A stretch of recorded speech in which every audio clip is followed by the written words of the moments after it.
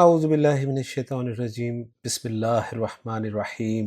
ربنا ظلمنا انفسنا وان لم تغفر لنا وترحمنا لنکونن من الخاسرین، آمین۔ رب اشرح لی صدری ویسر لی امری واحلل عقدۃ من لسانی یفقہوا قولی، رب یسر ولا تعسر وتمم بالخیر، آمین یا رب العالمین۔ قرآنی دعاؤں کے سلسلے میں آج کے لیکچر میں ہم انشاءاللہ تعالی جو دعا گرامیٹیکلی انالائز کریں گے، بہت خوبصورت دعا ہے جی۔ حضرت آدم و حوا کی یہ دعا ہے جو سورۃ الاعراف میں اللہ تعالیٰ نے ذکر کیا ہے۔ آیت نمبر 23 ہے جی سورۃ الاعراف کی، اور پوری آیت یہ ہے، قالا ربنا ظلمنا انفسنا وان لم تغفر لنا وترحمنا لنکونن من الخاسرین۔ تو ہم چونکہ صرف دعا کو ہی گرامیٹیکلی انالائز کرتے ہیں، تو ہم انشاءاللہ تعالیٰ انالیسس کریں گے جی ربنا سے۔ تو شروع کرتے ہیں جی۔ سب سے پہلے ہمیں ایک وقف کی علامت نظر آ رہی ہے، تو دو حصے بنا دیتے ہیں۔ پہلا حصہ ہوگا ربنا ظلمنا انفسنا، اور دوسرا ہوگا وَإِن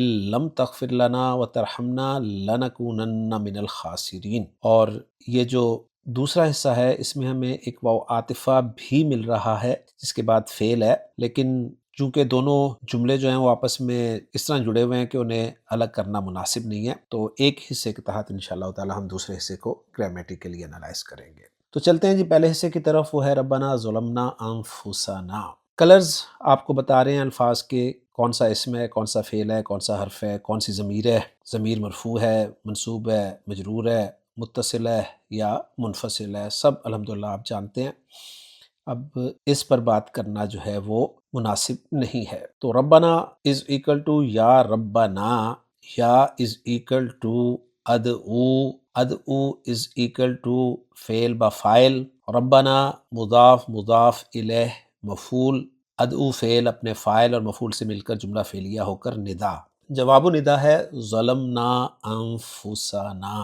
ظلمنا فعل ماضی معروف جمع متکلم کا صیغہ، ظا لام میم حروف مادہ، باب ضرب یضرب، ظلم یظلم ظلمن، ظلم کرنا سمپل معنی اس کے ہیں۔ نا ضمیر مرفوع متصل بارز جمع متکلم کی، انفسنا، انفس نفس کی جمع، مضاف کیونکہ الف لام بھی نہیں ہے، تنوین بھی نہیں ہے، اور نا ضمیر مجرور متصل جمع متکلم کی۔ مضاف مضاف الیہ مل کر مفعول بن گیا ظلمنا فعل کے لیے، اور ظلمنا فعل فاعل اور انفسنا مفعول سے مل کر جملہ فعلیہ ہو کے جواب الندا۔ سمپل جملہ جس کو ہم ٹرانسلیٹ کر سکتے ہیں، ربنا اے ہمارے رب، ظلمنا انفسنا ہم نے اپنی جانوں پر ظلم کیا۔ وہ دوسرا حصہ ہے اس کو انالائز کرتے ہیں جی، وہ ہے وَإِن لَّمْ تَغْفِرْ لَنَا وَتَرْحَمْنَا لَنَكُونَنَّ مِنَ الْخَاسِرِينَ۔ واو عطفہ ان حرف شرط، لم حرف نفی و جزم و قلب، فعل مضارع سے پہلے آتا ہے ہمیشہ۔ تغفر فعل مضارع مجزوم اور معروف ایکٹیو وائس ہے، واحد مذکر حاضر کا صیغہ، غین فا را حروف مادہ، باب ضرب یضرب، غفر یغفر معاف کرنا، لنا جار مجرور، لام حرف جر، نا ضمیر مجرور متصل جمع متکلم کی، فعل فاعل متعلق جملہ فعلیہ ہو کر شرط۔ واو عاطفہ ترحمنا، ترحم فعل مضارع معروف مجزوم واحد مذکر حاضر کا صیغہ، را ہا میم حروف مادہ، باب سین رحم یرحم رحم کرنا، ترحم فعل بفاعل، انت ضمیر مرفوع مستتر اس کا فاعل، نا ضمیر منصوب متصل جمع متکلم کی مفعول بھی، فعل فاعل مفعول جملہ فعلیہ ہو کے معطوف، یعنی اس کا عطف ہو جائے گا تغفر فعل پر۔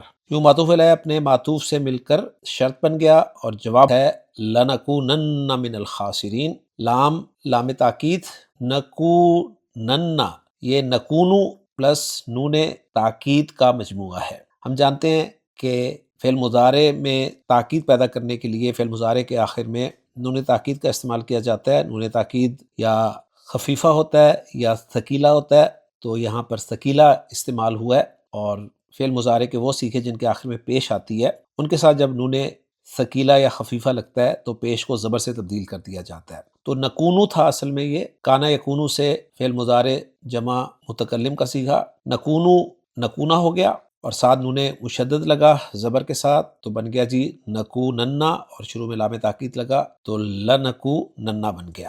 تو لنکوننا فعل ناقص اپنے اسم کے ساتھ ہے جی، نحنو ضمیر مرفوع مستتر اس کا اسم ہے، من الخاسرین جار مجرور یہ خبر بن جائے گی فعل ناقص کی، اور فعل ناقص اپنے اسم اور خبر سے مل کر جملہ فعلیہ بن جائے گا۔ اب یہ جملہ فعلیہ کیا بن رہا ہے؟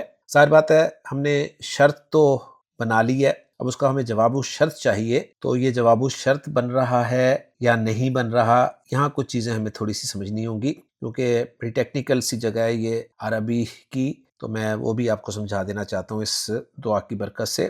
تو ترجمہ کر لیتے ہیں پہلے تاکہ ہم فارغ ہو جائیں ترجمے سے۔ ترجمہ بنے گا وَإِن لَّمْ تَغْفِرْ لَنَا وَتَرْحَمْنَا، اور اگر تو نے ہمیں معاف نہ کیا اور ہم پہ رحم نہ کھایا، لَنَكُونَنَّ مِنَ الْخَاسِرِينَ، تو ہم ضرور بالضرور خسارہ پانے والوں میں سے ہو جائیں گے۔ اب جو کچھ ٹیکنیکل چیزیں ہیں جو میں آپ کو سمجھانا چاہوں گا اس دوسرے جملے کے حوالے سے، وہ یہ ہیں، پہلی بات یہ کہ یہاں پر آپ نے دیکھا کہ ان اور لم دو حروف آ گئے ہیں، اور یہ دونوں حروف جو ہیں حروف جازمہ ہیں، یعنی ان بھی فعل مضارع سے پہلے آتا ہے اور فعل مضارع کو مجزوم کرتا ہے، اور لم بھی فعل مضارع سے پہلے آتا ہے اور فعل مضارع کو مجزوم کرتا ہے۔ تو پہلا سوال تو یہاں یہ پیدا ہوتا ہے کہ تغفر فعل مضارع کو مجزوم کس نے کیا ہے، لم نے کیا ہے یا ان حرف شرط نے کیا ہے؟ تو اس کے لیے چلتے جی محمود صافی صاحب کی ورکنگ کی طرف، وہاں اس کا جواب ہمیں مل جائے گا۔ محمود صافی صاحب کی ورکنگ جو ہے وہ ہم دیکھتے ہیں جی، فرما رہے ہیں کہ رب منادہ مضاف ہے، حذف منہ حرف النداء، اور یہ منصوب ہے، اور نا ضمیر مضاف الیہ ہے، ظلمنا فعل ماضی ہے، نا ضمیر فاعل کی ہے، اور انفس مفعول بھی ہے منصوب، اور نا ضمیر مضاف الیہ ہے، واو بتا رہے ہیں عاطفہ ہے، اور آگے سے ہمارا مطلب جو ہے وہ شروع ہو رہا ہے کہ ان حرف شرط ہے، جازم ہے۔ اب جو یہ بتا رہے ہیں نا وہ ذرا بڑی غور سے سنیے گا، آپ بتا رہے ہیں کہ وہ حذفت اللام الموطئۃ للقسم قبلہ، بتا رہے ہیں کہ یہ جو ان حرف شرط ہے نا، اس سے پہلے ایک لام جو ہے وہ حذف کر دیا گیا ہے، اور وہ لام جو ہے اس کا نام ہے الموطئۃ للقسم۔ یہ کیا ہوتا ہے اس پہ ابھی بات کرتا ہوں میں، آگے دیکھتے ہیں جی۔ لم کو کہہ رہے ہیں حرف نفی فقط، یعنی یہ صرف حرف نفی ہے، اور آگے جو انہوں نے نمبر 1 کا نشان دیا ہے اس کو بھی ساتھ ہی دیکھ لیتے ہیں۔ بتا رہے ہیں کہ الاوضح ان یکون الفعل بعدہ مجزوما بادات الشرط لا به علی الرغم من قوته فی الجزم حتی یبقى الفعل خالصا للاستقبال۔ یہ جملہ بڑا اہم ہے جی، اس کو اچھی طرح سے سمجھنا ہے آپ نے۔ کہہ رہے ہیں کہ الاوضح، زیادہ واضح، زیادہ مناسب بات یہ ہے کہ این یکون الفعل بعدہ مجزوما بادات الشرط، کہ اس کے بعد آنے والا فعل ادات شرط یعنی ان کی وجہ سے مجزوم ہو، لا بھی لم کی وجہ سے نہیں، علی الرغم من قوتہ فی الجزم، حالانکہ اس میں جزم دینے کی قوت موجود ہے۔ یعنی وہی میں نے جو بات آپ کے سامنے رکھی تھی نا کہ ان حرف شرط یہ بھی فعل مضارع کو مجزوم کرتا ہے، اور لم یہ بھی فعل مضارع کو مجزوم کرتا ہے، تو بتا رہے ہیں کہ حالانکہ اس میں جزم دینے کی قوت موجود ہے، حتی یبقى الفعل خالصا للاستقبال، وجہ بتا رہے ہیں تاکہ فعل خاص طور پر، خالص طور پر مستقبل کے لیے باقی رہے۔ یعنی اس کو اور آسان الفاظ میں سمجھتے ہیں کہ اگر کسی جملے میں ادات شرط بھی ہو اور کوئی ایسا لفظ بھی ہو جو جزم دے سکتا ہو، جیسے یہاں پر لم ہے، تو بہتر یہ سمجھا جاتا ہے کہ فعل کا مجزوم ہونا ادات شرط کی وجہ سے ہے، نہ کہ اس دوسرے لفظ کی وجہ سے، اور اس کی وجہ یہ بتائی جاتی ہے کہ اس طرح فعل مستقبل کے معنی جو ہیں وہ باقی رہتے ہیں، کیونکہ لم جو ہے آپ جانتے ہیں فعل مضارع کو ماضی کے معنی میں لے جاتا ہے، اور ان حرف شرط ہے، اور شرط جو ہے یہ مستقبل کا ہی بتاتی ہے۔ تو الحمدللہ جی ایک بات تو یہ کلیئر ہوگی۔ اب ذرا آگے بھی ہم دیکھ لیتے ہیں، پھر میں لام موطئہ للقسم کے بارے میں آپ کو بتاؤں گا انشاءاللہ تعالی۔ تو محمود صافی صاحب آگے کہہ رہے ہیں جی، تغفر فعل مضارع مجزوم ہے، فعل الشرط ہے، اور فاعل ضمیر مستتر تقدیرہ انت ہے، لام حرف جر ہے، نا ضمیر فی محل جر متعلق بتغفر ہو گیا، اور واو عاطفہ ترحم مثل تغفر ہے، معطوف علیہ ہو گیا، نا ضمیر مفعول بھی ہے، اور اللام جو ہے یہ لام القسم ہے، یہ لام بھی قسم کے لیے آتا ہے۔ نکونن فعل مضارع ناقص ہے، ناسخ مبنی علی الفتح، یہ چھوڑے اس کو آپ، اور نون جو ہے یہ تاکید کے لیے ہے۔ اسمہ ضمیر مستتر تقدیرہ نحنو، وہی جو ہم نے نکونن کا اسم جو ہے وہ نحنو بنایا تھا وہ بتا رہے ہیں، اور من الخاسرین جار مجرور متعلق بھی محذوف خبر نکونن۔ اب ذرا جملوں کا آپ دیکھتے ہیں، پھر آپ کو بات سمجھ میں آئے گی زیادہ جو میں آپ کو سمجھانا چاہ رہا ہوں۔ جملہ ربنا و جوابها فی محل نصب مقول القول بالکل صحیح ہے، کیونکہ پیچھے قالا ہے، اس کے لیے مقول القول بن گیا، اوکے۔ جملہ ظلمنا لا محل لها جواب النداء، ایسے ہی ہم نے کیا ہے۔ جملہ تغفر لنا لا محل لها معطوفہ علی جواب نداء، بالکل ٹھیک۔ جملہ ترحمنا لا محل لها معطوفہ علی جواب النداء، صحیح۔ اور جملہ نکوننا لا محل لها جواب القسم المقدر۔ اچھا دیکھیں، میں نے شرط کے بعد جو لنکوننا من الخاسرین تھا اس کو جواب الشرط نہیں بنایا تھا، اس لیے نہیں بنایا تھا کہ دیکھیں محمود صافی صاحب کیا کہہ رہے ہیں، بتا رہے ہیں کہ یہ جو لنکونن من الخاسرین ہے یہ لا محل لہا جواب القسم المقدر ہے، یعنی یہ جواب الشرط نہیں ہے بلکہ جواب القسم ہے، اور قسم مقدر ہے۔ اور آگے کیا کہہ رہے ہیں وہ بھی دیکھ لیں، وجواب الشرط محذوف دل علیہ جواب القسم، اور جواب شرط محذوف ہے جس پہ جواب قسم دلالت کر رہا ہے۔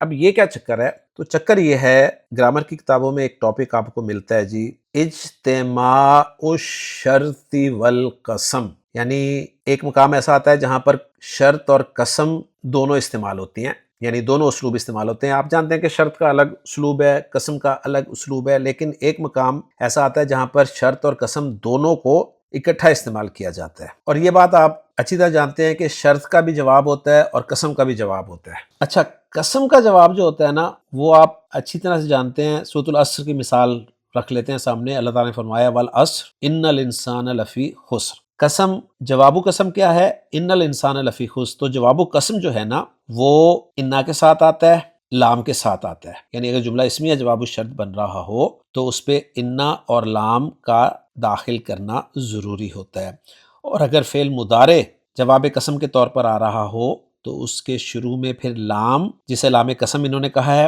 اور نون تاکید جو ہے وہ داخل کرنا ہوتا ہے، اور اگر فعل ماضی جواب قسم کی جگہ پر آ رہا ہو تو لقد کا استعمال جو ہے وہ لازمی ہوتا ہے۔ اچھا، جواب شرط میں جو جزا پر داخل ہوتا ہے وہ فا داخل ہوتا ہے، آپ کو پتہ ہے، اور کبھی فا داخل ہوتا ہے اور کبھی فا داخل نہیں ہوتا، تو یہ جو لنکوننا آ رہا ہے نا یہ بتا رہا ہے کہ یہ جواب جو ہے یہ شرط کا جواب نہیں ہے، یہ قسم کا جواب ہے۔ میں مزید آسان کر کے سمجھاتا ہوں آپ کو، دیکھیں جی، شرط اور قسم ان دونوں کا اجتماع کیسے کرنا ہے۔ ایک جملہ شرطیہ میں آپ کو دیتا ہوں، وہ ہے جی ان تجتہد تنجح، اگر تو محنت کرے گا تو کامیاب ہو جائے گا۔ ان تجتہد، تجتہد شرط ہے اور تنجح جواب شرط ہے۔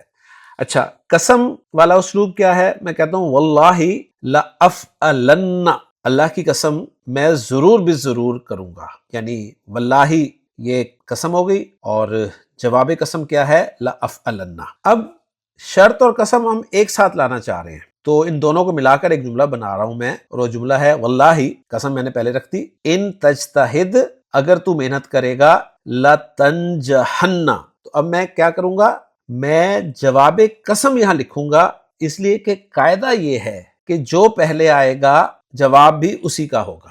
قسم پہلے آ رہی ہے یہاں پر واللہ، اور شرط بعد میں آ رہی ہے، تو جواب جو ہے وہ قسم کا ہے نہ کہ شرط کا۔ یعنی قاعدہ ہے کہ جب شرط اور قسم جمع ہو جائیں تو جو پہلے آئے گا اسی کا جواب دیا جائے گا۔ قسم پہلے آئی تو جواب بھی قسم کا ہوگا، اگر شرط پہلے ہوتی، یعنی اگر اس طرح ہوتا کہ ان تجتہد واللہ، تو اب جو جواب آنا تھا وہ اب قسم کا نہیں آنا تھا بلکہ تجتہد کا جواب آنا تھا، اور وہ آنا تھا تنجح۔ کلیئر ہوگی بات؟ اچھا، اب یہاں پر جو محمود صافی صاحب نے بھی کہا ہے کہ لام موطئۃ للقسم جو ہے وہ محذوف ہے، تو قسم کی جگہ پہ جیسے میں نے یہ کہا ہے نا واللہ ان، تو واللہ کی جگہ پر میں لام ایک استعمال کرتا ہوں ان کے ساتھ، تو یہ بن جاتا ہے جی لئن۔ تو یہ جو قسم کی جگہ پہ میں نے لام استعمال کیا ہے نا حرف شرط ان کے ساتھ، اس لام کو گرامر کی اصطلاح میں لام موطئۃ للقسم کہتے ہیں۔ اردو ترجمہ اس کا یہ ہوتا ہے کہ وہ لام جو قسم کے لیے راستہ ہموار کرتی ہے۔ موطئہ کیوں کہتے ہیں؟ موطئہ کے معنی ہوتے ہیں راستہ ہموار کرنے والی۔ قرآن مجید میں ہے، آپ نے نوٹ کیا ہوگا، لئن شکرتم لازیدنکم، تو دیکھیں لام، یہ لام موطئۃ للقسم ہے، اور آگے ان حرف شرط ہے، اور آگے شرط ہے۔ اب جواب دیکھیں، جواب جو ہے پہلے کون آ رہا ہے؟ قسم پہلے آ رہی ہے، تو جواب بھی لازیدن، یعنی قسم کا جواب ہے، شرط کا جواب نہیں ہے۔ تو اب آپ کو پوری بات سمجھ میں آ گئی ہوگی کہ محمود صافی صاحب جو فرما رہے ہیں کہ حذفت اللام الموطئۃ للقسم قبلہ۔ امید کرتا ہوں کہ ٹاپک آپ کو اچھی طرح سے سمجھ میں آ گیا ہوگا۔ قرآن مجید میں یہ اسلوب بہت جگہ استعمال ہوا ہے، آپ دیکھ سکتے ہیں۔ تو الحمدللہ جی، اس دعا کی برکت سے گرامر کا ایک اہم اسلوب ہم نے سیکھ لیا۔ میں نے ایڈوانس کورس میں اس کو پڑھایا ہوا ہے، لیکن ترکیب کرتے ہوئے یہ ہمارے سامنے آج آیا ہے، تو الحمدللہ اس کو ہم نے کلیئر کر لیا۔ ترجمہ ہم الحمدللہ پہلے ہی کر چکے ہیں، آسان سی دعا تھی جس کو ہم نے ٹرانسلیٹ بھی کر لیا۔ انشاءاللہ تعالی اگلے لیکچر میں نئی دعا کے ساتھ آپ سے ملاقات ہوگی۔ اجازت دیجیے۔ سبحانک اللہم و بحمدک، اشہد ان لا الہ الا انت، استغفرک و اتوب الیک۔